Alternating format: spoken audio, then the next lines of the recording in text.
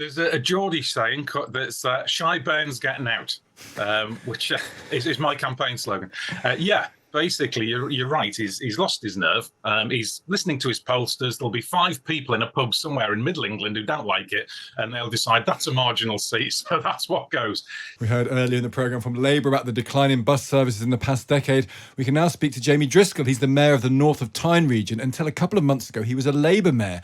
Now he's an independent after his own party rather notoriously decided not to let him stand again as their candidate. He joins us now. Morning to you, Jamie. Good morning, Stig. On buses then, do you think buses don't get given the attention they deserve, given that far more people use them than the train? We often talk about trains. I bet if you did a test to see how much conversation in politics and the media is about trains, it would be a lot more than buses, for example. Yeah, and do you think the reason for that is that most politicians and policymakers, they get the train between the cities, but locally they drive. I gave up owning a car. I now use public transport exclusively, or a cycle. I think if people were using the buses, they'd talk about it a bit more. And how bad do you think the situation is with buses? It's at the moment there's about 10% of the bus service is what's called a secured service, and that's where the local transport authority is paying to keep these buses on the road. That's going up to about 20%. The problem with this, back to your earlier point, is we don't actually integrate our buses, our railways, our local transport system. We have the Tyne and Metro in the northeast. We don't integrate it with car clubs. We don't integrate it with cycling. So it's a bit like, I don't know, if you could, on your Vodafone phone, if you could only speak to other Vodafone phones and not O2 phones, the network wouldn't work, would it? Yeah. And we need the ticketing to work across all of this. So if you buy a ticket on one mode of transport, it works across the lot. If we did that, more people would use it. So in the northeast, I mean, this announcement from Labour today, it's a re-announcement of an existing policy. They're saying local areas should be allowed to run their buses. But there's no money comes with that announcement. And that's the problem. If you're wanting a bus driver to get up in the early hours and make the way to the depot in order to be able to drive your bus to get you to work, you're going to have to pay that person a decent wage. So where does the money come from? So when Labour say they want to give you more authority, you probably quite welcome that. But how much money do you need then to make that function? Well, the authority is what they call the power to franchise the buses, which is what I've already negotiated with our new devolution deal. And I've negotiated quite a lot of money to come with it out of central government. But all that does is it allows me as the mayor, if I'm re-elected, to be able to set where the buses go, what times, but you still have to pay for it. And if these buses are not profitable in the private sector, then you're still going to have to find a way to do it. And the thing about a bus is it costs roughly the same to run, whether there's 5 people on it or 50 people on it. Yeah. So the answer is to get more people on the buses. How do we do that? Well, that's where integration makes a difference. If you can get one ticket across the entire network, it's a better offer for you. Crucially, you need to make buses faster and more reliable. And that's about giving bus priority measures in traffic hotspots. Now, that's something private operators can't do at the moment. But as a regional mayor with the transport powers, you have the ability to make them go faster. You put a transponder on the bus, you have what's called a bus gate, a special lane, and it turns the traffic lights to red for the cars as the bus comes. The bus nips through, back to green for the cars. Every bus full of passengers takes 50 cars off the road, so that then the cars are actually faster for the GP on call or the plumber with a van full of tools. It's a win-win for everyone. That's really interesting.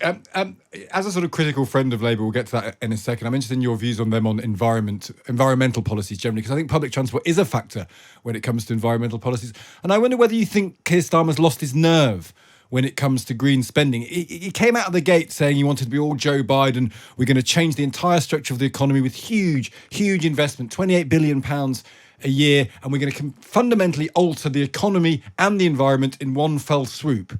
And then since then, every time we speak to him or we speak to Rachel Reeves, it seems to be watered down and backed off further. Do you think he's lost his nerve when it comes to this area? There's a Geordie saying that's "Shy Burns getting out," which is my campaign slogan. Yeah, basically, you're right. He's lost his nerve. He's listening to his pollsters. There'll be 5 people in a pub somewhere in Middle England who don't like it, and they'll decide that's a marginal seat. So that's what goes. You know what people want from their politicians is some honesty. we cannot deny the scale of the climate emergency and the damage it's going to do to our economy. But there's also a huge benefit to be had here if we lead the way on this. I mean, I've put millions into investing in offshore wind, and it's paid dividends. We've created thousands of jobs here in the Northeast, all of which creates taxes that go back into Treasury. It does pay for itself over time, but you have to be brave and invest. And the crucial thing here is if you want private businesses to invest, they need certainty. So we've opened a railway line. We're about the only place in the country that's actually opening railway lines from the old coalfield towns of Ashington and Blythe into Newcastle. And along that economic corridor, we're developing the factories and the homes that are going to make us a more prosperous place. So this does add up economically. Eventually. You just get out and win the arguments. It eventually does. And this is, I think, the difficult thing that Keir Starmer's facing, which is the feeling, the worry is that in the short term, in the 5-year electoral cycle term, actually there is pain going towards green policies. Now, the green policies might end up creating jobs, fixing some of the climate change problems in 10 years' time, in 15 years' time. The fear is in the timing of the electoral cycle, it's going to hurt. And he's not willing to hurt at this stage because he's desperate to get elected. Yeah, I don't buy that argument, actually, because all the problems we've got now, Labour is saying as a result of sticking plaster policies because no one was trying to fix them 5 or 10 years ago. You know, just tell the truth. Just say to people, not everything is going to be fixed everywhere all at once. But this is our plan. And people understand that. People understand delayed gratification. But more importantly, you have to say this now if you want the private sector to invest. I work with businesses every single day. And I'm working with pension funds to lever in billions into our transport system. They need certainty that I'm going to be there as that partner with them. Otherwise, they won't come with us. There's 408 billion our pension funds are wanting to invest in productive assets and get out of gilts into Britain. So why is it working with them to say, look, there's where the money can come from. We will be a partner with you. And then the question is, why are you not doing that as a Labour person? Are you a symptom of this attitude to gaining power? Are you a symptom of the pub in Middle England? Because he wants to appeal to the centre, to ex-voters, ex-Tory voters who wobbled their way in 2019. Are you seen as too dangerously socialist for Labour? And I asked the question here, James, because we had Yvette Cooper on the show maybe 3 or 4 weeks ago, and I said, well, are you a socialist? And she just wouldn't say she was a socialist. And are you too much of a socialist for Labour now, do you think? I really don't think that's it. I think this is an internal faction war in the Labour Party, which has nothing to do with me, but I was collateral damage. I think that's actually what's happened. But to directly answer the question of socialism, my politics are really simple. I believe Britain should be running the interests of the people who do the work. And I'm a believer in progressive patriotism. You can see the Union Jack behind me. My dad was a tank driver in the army. There's nothing remotely scary about me as far as it goes. You know, I've got demonstrated economic competence, create thousands of jobs, get fantastic value for money for the taxpayer, work with businesses every day. They should have been heralding me as Labour in power doing a good job. So why didn't they? Why don't you fit in with Labour then with all of that?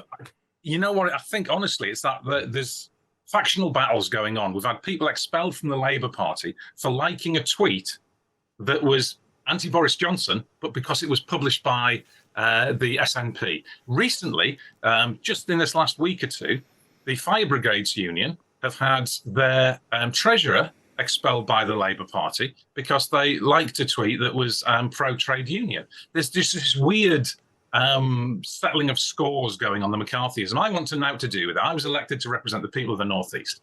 And do I appeal to Tory voters? I actually do. You get letters in the local press. I write a column every week. You get letters in the local press saying, you know what, I never thought I'd vote Labour, but I'll vote for Jamie Driscoll, just because people want someone who works together cross-party to just get things delivered. And that's what I'm all about. Well, that's almost an apolitical point to end it on. Jamie Driscoll, good to speak to you. Thank you for joining us.